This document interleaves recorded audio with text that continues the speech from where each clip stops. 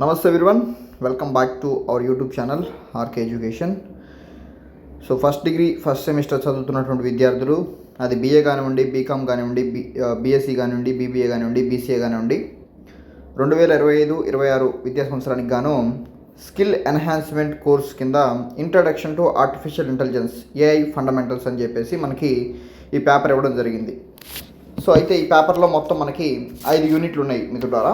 First unit వచ్చేసరికి AI and it's sub fields, రెండో unit వచ్చేసరికి అప్లికేషన్స్ ఆఫ్ ఏఐ, మూడో యూనిట్ వచ్చేసరికి bias and fairness in AI system, నాలుగో యూనిట్ వచ్చేసరికి AI in research, generative AI and prompt engineering, fifth unit వచ్చేసరికి applications of prompt engineering. ఇవి ఉన్నటువంటి 5 యూనిట్లు అనమాట.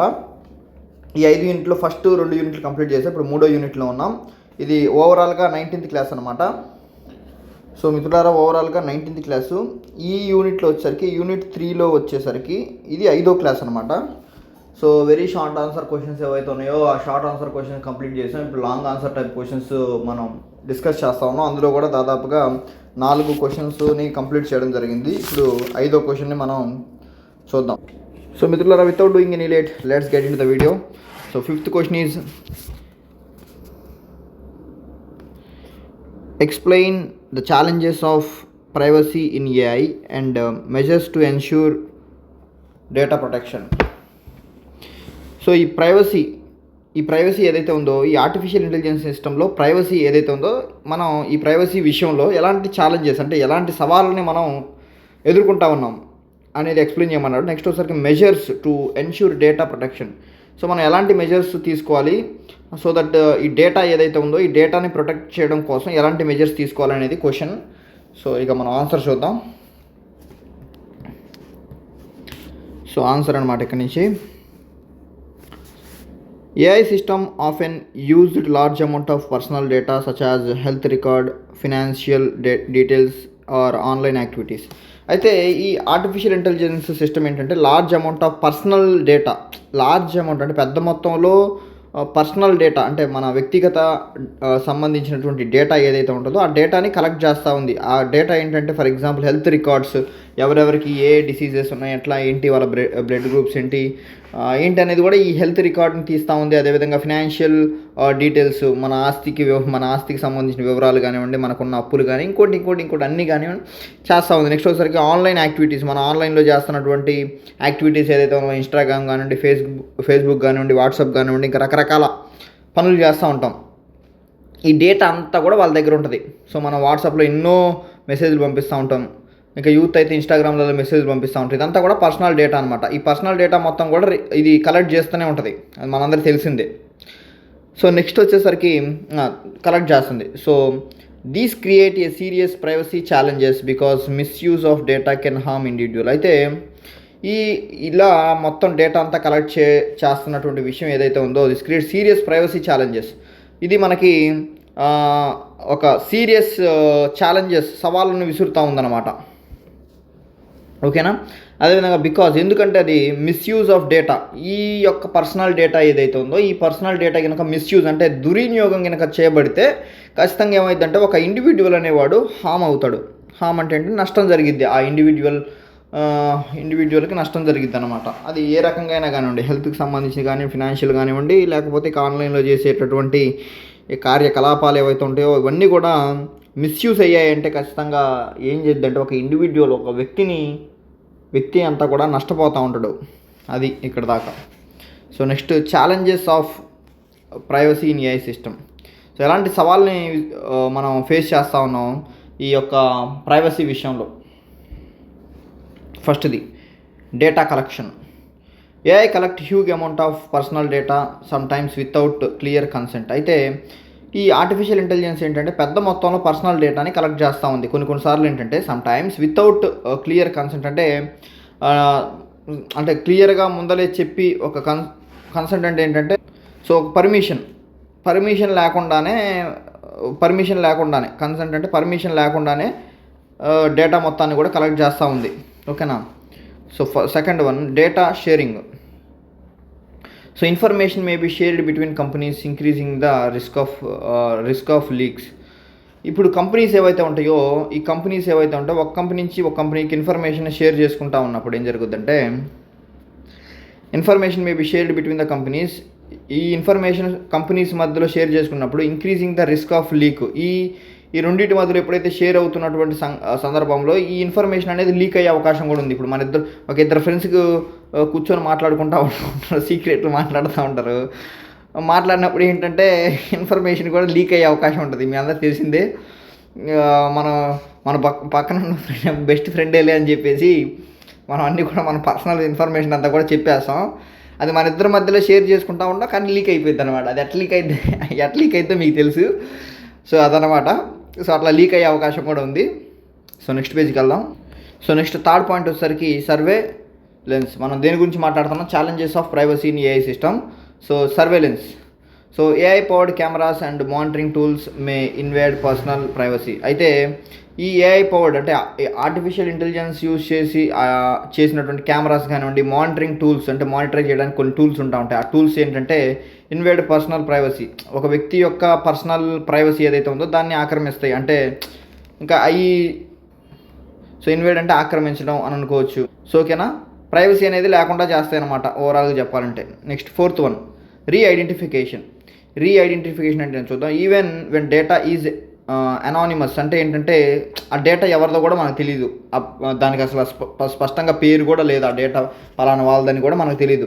బట్ ఏంటంటే it can sometimes link it back to A person. ఇదేం చేస్తుందంటే అసలు ఒక పర్సన్కి ఇది అంటగడతా ఉంటుంది. చూడు, మనం జనరల్గా మాట్లాడుతూ ఉంటారు, నేనేం తప్పు చేయాలా, నువ్వు ఆ తప్పులన్నీ తీసుకొచ్చి నాకెందుకు అంటగడుతున్నావు అన్నట్టుగా.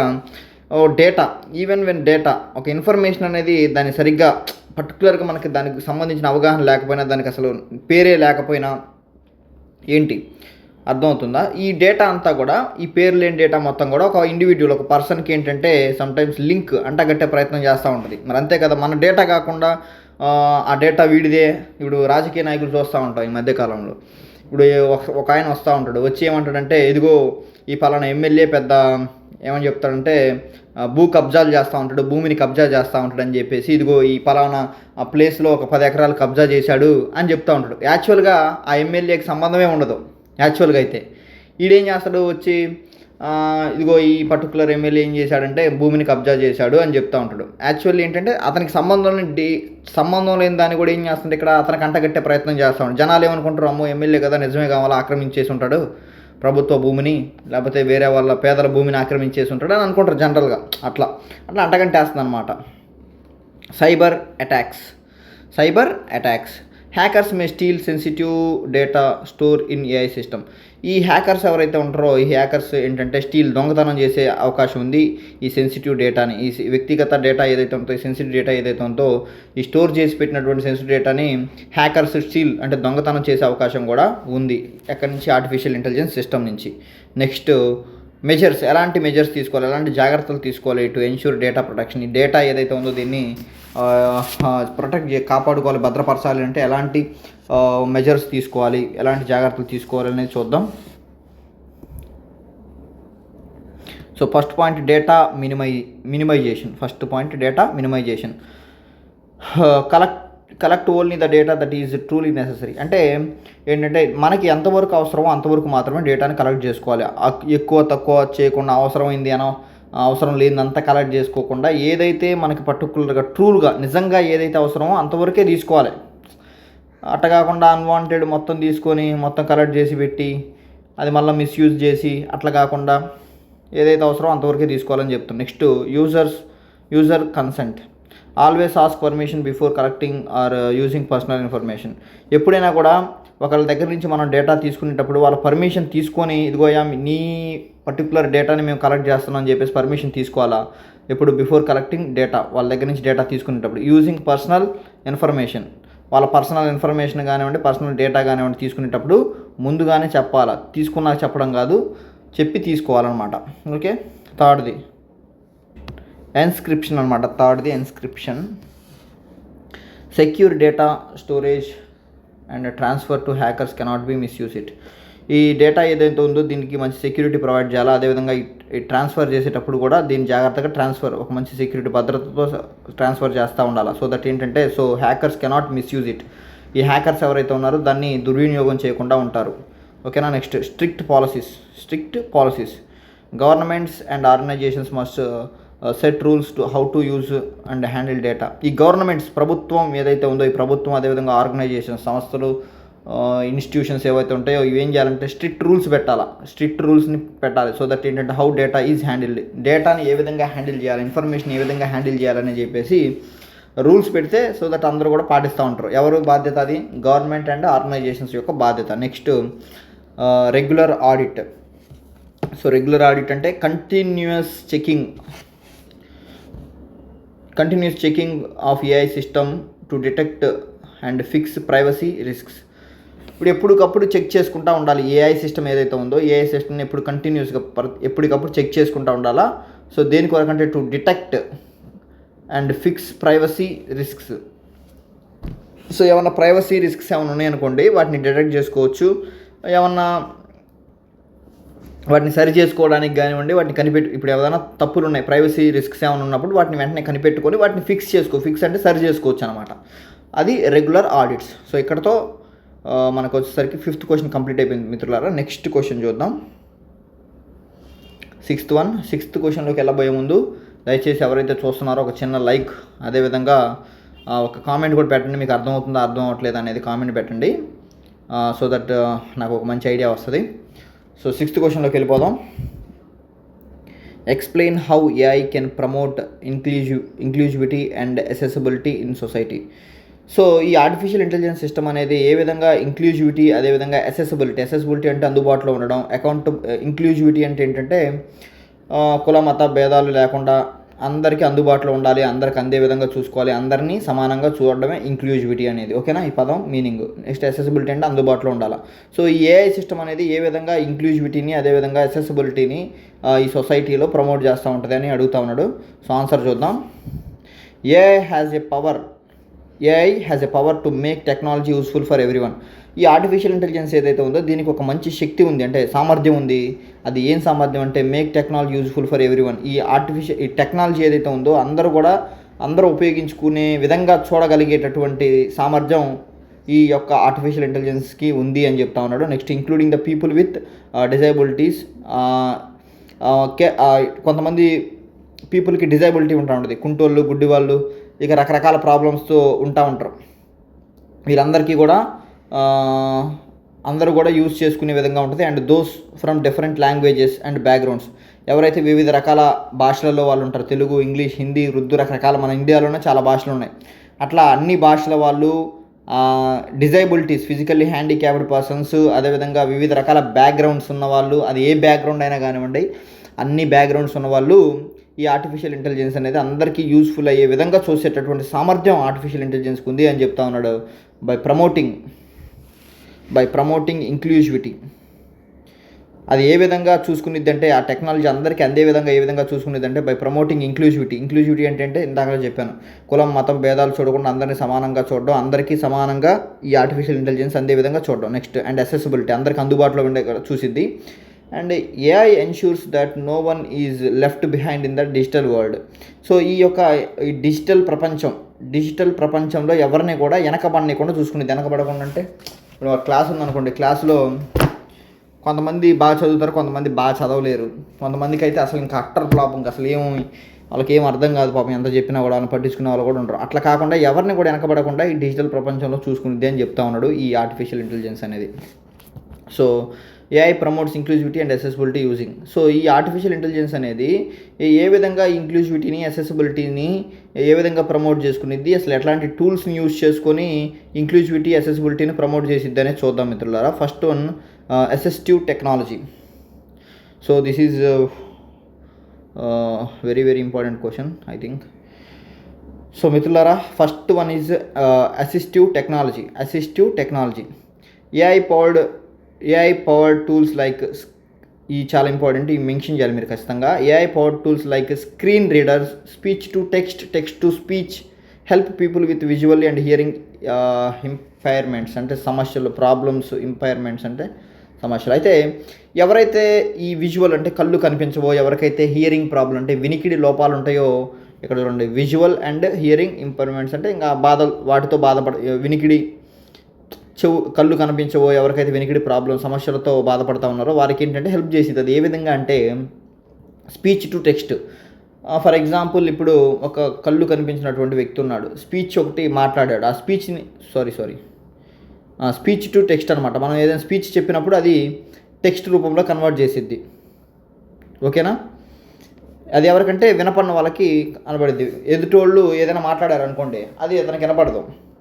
అప్పుడు ఏం చేస్తారు, ఎదుటి వ్యక్తి ఏం చేస్తారంటే ఏదైనా ఆ డివైస్ తీసుకొని ఫోన్ తీసుకొని స్పీచ్ ఇస్తాడు. ఆ స్పీచ్లో ఏంటంటే టెక్స్ట్ లాగా పడిద్ది. ఆ టెక్స్ట్ని ఈ వినపడినటువంటి వ్యక్తి ఎవరైతే ఉన్నారో అది చదువుకొని ఓకే అర్థం చేసుకుంటాడు. అది ఇప్పుడు text to speech.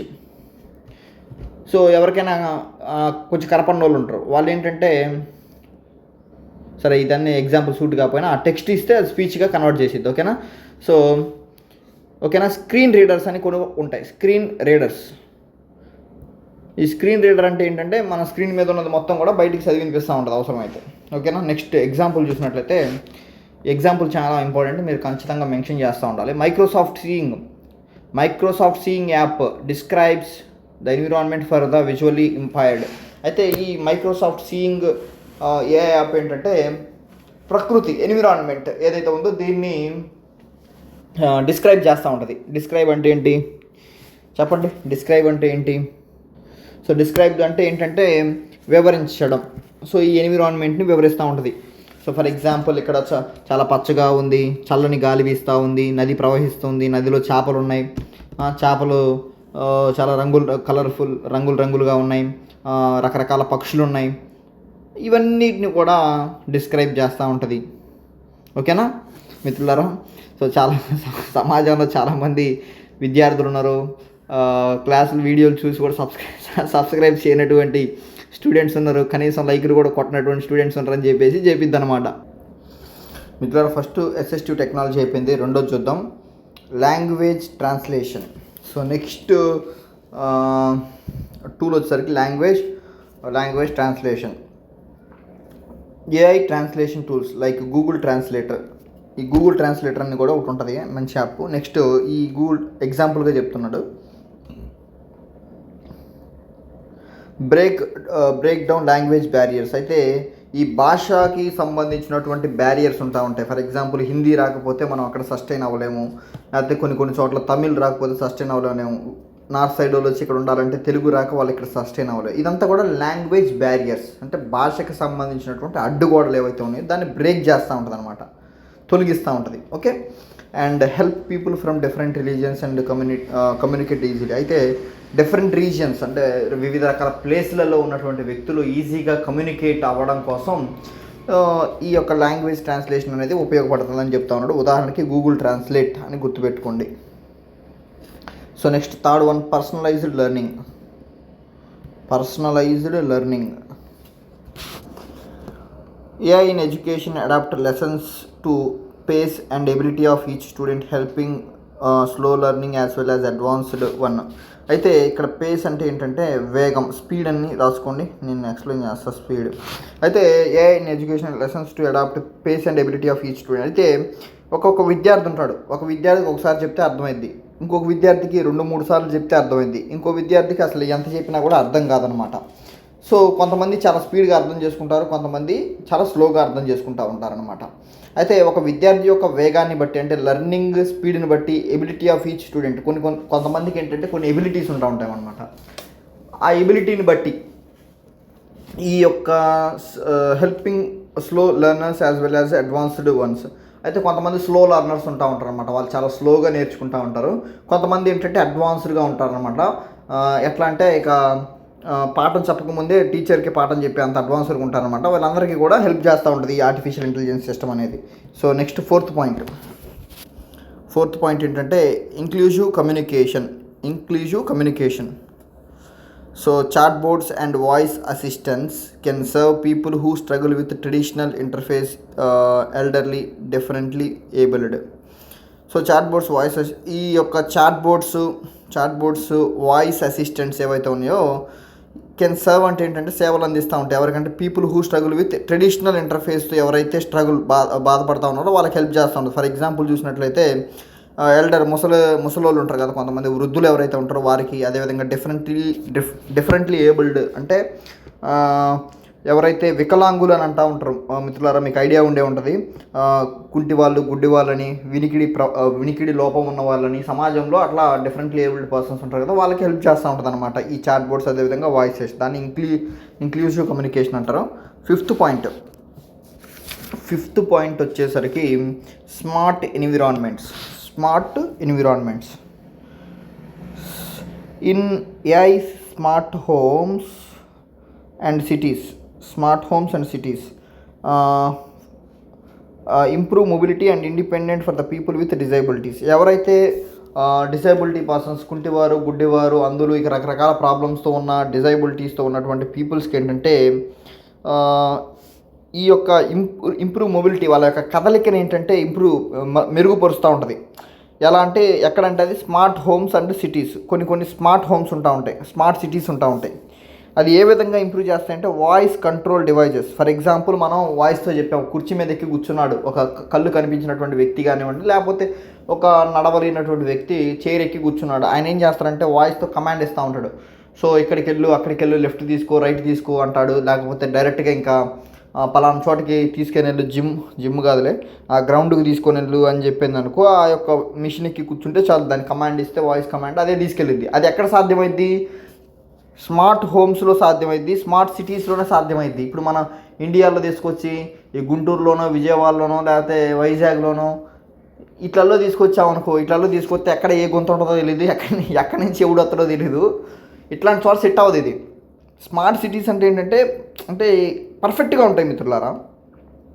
Traffic signals కానివ్వండి, లేకపోతే ఇంకేదైనా కూడా పర్ఫెక్ట్గా ఫాలో అవుతూ ఉంటారు అనమాట. వాళ్ళు టైం టు టైం కరెక్ట్గా ఫాలో అవుతారు. ఫాలో అవ్వకపోతే మాత్రం వాళ్ళకి కఠినమైనటువంటి శిక్షలు వేస్తూ ఉంటారు అనమాట. అట్లాంటి స్మార్ట్ సిటీస్లో ఏంటంటే వీళ్ళు సస్టైన్ అవ్వగలుగుతారు. మన ఇట్లా గుంటూరు కానీ, విజయవాడ కానీ ఇక్కడ ఏంటంటే అవి సాధ్యం అవ్వవు. ఎందుకంటే ఇక్కడ హెవీ ట్రాఫిక్ ఉంటా ఉంటుంది, మన వాళ్ళు ట్రాఫిక్ నియమాలు పాటించారనమాట. కాబట్టి ఇక్కడ ఇట్లాంటి చోట సెట్ అవ్వవు. ఓకేనా. నెక్స్ట్ ఇక్కడ ఆటోమేటెడ్ ట్రాన్స్పోర్ట్ అనమాట. అంటే ఆటోమేటిక్గా ట్రాన్స్పోర్టేషన్ జరుగుతూ ఉంటుంది. ఏ విధంగా అంటే ఇంకా అటానమస్ వెహికల్స్ ఉంటాయి. మనం గతంలో కూడా మనం వాటి గురించి మనం మాట్లాడుకున్నాం. సో ఆ విధంగా ఈ డిఫరెంట్లీ ఏబుల్డ్ పర్సన్స్ అంటే గుడ్డి వాళ్ళు, నెక్స్ట్ వచ్చేసరికి వికలాంగులు ఎవరైతే ఉంటారో వారికి ఇది హెల్ప్ అవుతూ ఉంటుందని మిత్రులారా. సో ఇక్కడతో అయిపోయింది. సో దయచేసి మీరు ఒక చిన్న లైక్ మన ఆర్కే ఎడ్యుకేషన్ యూట్యూబ్ ఛానల్ కోసం ఒక చిన్న లైక్ కొట్టి మన ఆర్కే ఎడ్యుకేషన్ యూట్యూబ్ ఛానల్ ముందుకు నడిపిస్తారని కోరుకుంటా ఉన్నా. సో మన ఛానల్ చాలా గ్రోత్ స్లోగా ఉంది, ఎందుకంటే ఇది ఎడ్యుకేషన్ ఛానల్ కాబట్టి కొంచెం స్లోగా ఉందని నేను అనుకుంటా ఉన్నా. సో ఇక రకరకాల కంటెంట్ ఇప్పుడు ఎందుకు అంటే నేను డిఫరెంట్ కంటెంట్ చేస్తూ ఉంటాను, వాటికి వ్యూస్ వస్తూ ఉంటాయి, భలే వస్తాయి. ఫర్ ఎగ్జాంపుల్ నేను బయటికి వెళ్ళినప్పుడు వీడియోస్ పెడతా ఉంటాను, లేకపోతే రకరకాల వీడియోలు పెడతా ఉంటాను. పెట్టినప్పుడు ఏంటంటే వ్యూస్ బాగా వస్తూ ఉంటాయి. అప్పుడు జనరల్గా ఏమనుకుంటాం మనం, అరే నీ అమ్మ ఈ వీడియోస్ చేస్తే బాగా వ్యూస్ వస్తున్నాయి కదా అని అనుకుంటాం. బట్ ఏంటంటే మన ఎయిమ్ ఏదైతే ఉందో దాన్ని మనం మర్చిపోకూడదు. మన ఛానల్ స్టార్ట్ చేసాం 2 years బ్యాక్ క్రితం మనం ఏ మోటివేషన్తో అయితే, ఏ యొక్క సిద్ధాంతంతో అయితే యూట్యూబ్ ఛానల్ స్టార్ట్ చేసాం, ఆ సిద్ధాంతాల నుంచి మనం పక్కకి వెళ్ళిపోకూడదు. అరే ఏదో కంటెంట్ చేస్తే, కామెడీ వీడియోలు చేస్తే వ్యూస్ బాగా వస్తానే, లేకపోతే ఏదైనా బైక్ సంబంధించిన వీడియోలు చేస్తే బాగా వస్తానే, లేకపోతే ట్రావెలింగ్ వీడియోస్ చేస్తే బాగా వస్తానే అని చెప్పేసి కంటెంట్ మార్చకూడదు. ఎందుకంటే మనం ఏదైతే కంటెంట్ అనుకున్నామో, నేను అనుకుంది ఏంటంటే స్టూడెంట్స్కి ఉపయోగపడాలి ప్యూర్గా ఎక్కువ మొత్తంలో. ఇప్పుడు నా ఛానల్లో కూడా దాదాపుగా 95% స్టూడెంట్సే ఉంటారు. అది ఇంటర్మీడియట్ నుంచి డిగ్రీ ఫైనల్ ఇయర్, డిగ్రీ అయిపోయి ఇంట్లో కూర్చొని కాంపిటేటివ్ ఎగ్జామ్ ప్రిపేర్ అవుతున్న వాళ్ళు కూడా మన ఛానల్లో సబ్స్క్రైబర్ ఉంటారు. ఇంకోటి ఏంటంటే పేరెంట్స్ కూడా ఉంటారు మన ఛానల్లో, మన సబ్స్క్రైబర్స్. సో అదనమాట. సో అది మనం ఎప్పుడు కూడా సరే కొంచెం స్లో ఉంది, దాంట్లో నేను ఇంప్రూవ్ అవ్వాల్సిందే, నా ఎక్స్పీరియన్స్ నేను పెంచుకోవాలా, దాంతోపాటు మన సబ్స్క్రైబర్లు కూడా మనకు సపోర్ట్ చేయాలి. ఓకేనా మిత్రులారా. సో అదనమాట మన సిద్ధాంతాలు మనం మర్చిపోకూడదు. ఒక ప్యూర్ ఎడ్యుకేషనల్ ఛానల్, ఒక స్టూడెంట్స్కి ఉపయోగపడాలా. డైవర్సిటీ ఉంది కంటెంట్లో కూడా, మళ్ళీ ఎడ్యుకేషన్లో కూడా డైవర్సిటీ. ఒక్క కాంపిటేటివ్ ఎగ్జామ్స్తోనే మనం రిస్ట్రిక్ట్ అయిపోము. ఒక కెరీర్ ఆప్షన్స్ గురించి చెప్తా ఉంటాం. అటు డిగ్రీ కానివ్వండి, అటు ఎంబీబీఎస్ వాళ్ళు కూడా మన దాంట్లో చదువుతున్న వాళ్ళు, నీట్కి ప్రిపేర్ అవుతున్న వాళ్ళు, క్లాట్, క్యూట్, సియూఈటీ అని ఒకటి ఉంటుంది కదా, అది ఇట్లా రకరకాల ఎగ్జామ్స్కి ప్రిపేర్ అవుతున్న వాళ్ళు కూడా మన దాంట్లో సబ్స్క్రైబర్స్ ఉంటారు. సో ఎక్కువ మంది లేకపోయినా కానీ ఓకే, డైవర్సిటీ అయితే ఉంది మన ఛానల్లో, అన్ని రకాల వాళ్ళు ఉంటారు మన దాంట్లో. సో మిత్రులారా, దయచేసి మీరు ఎవరైతే ఉన్నారో కొంచెం సబ్స్క్రైబ్ చేసి సపోర్ట్ చేస్తే మన ఛానల్ని ఇంకొక స్టెప్ ముందుకేసి తీసుకెళ్లే బాధ్యత మీరు కూడా తీసుకోండి మిత్రులారా. సో క్లాస్ ఇక్కడితో ఎండ్ చేస్తా ఉన్నా. సో ఇప్పుడు దాకా చూసినందుకు ధన్యవాదాలు తెలియజేసుకుంటా ఉన్నా. ఎంత త్వరగా వీలైతే అంత త్వరగా యూనిట్ అయిపోకూడదని చూస్తున్నా. బట్ కానీ ఏంటంటే రోజుకో వీడియో అనేది మినిమం, ఇంకా మరీ ఎక్కువ పెట్టినా కూడా అనవసరం ఇంకా, ఓకేనా? అందుకని ఆగుతున్నా. సో ఇంకో వీడియోతో మీ ముందుంటా. అంతవరకు బాయ్ బాయ్. ఇట్లు ఐఎమ్ యువర్ కిరణ్ దాసరి.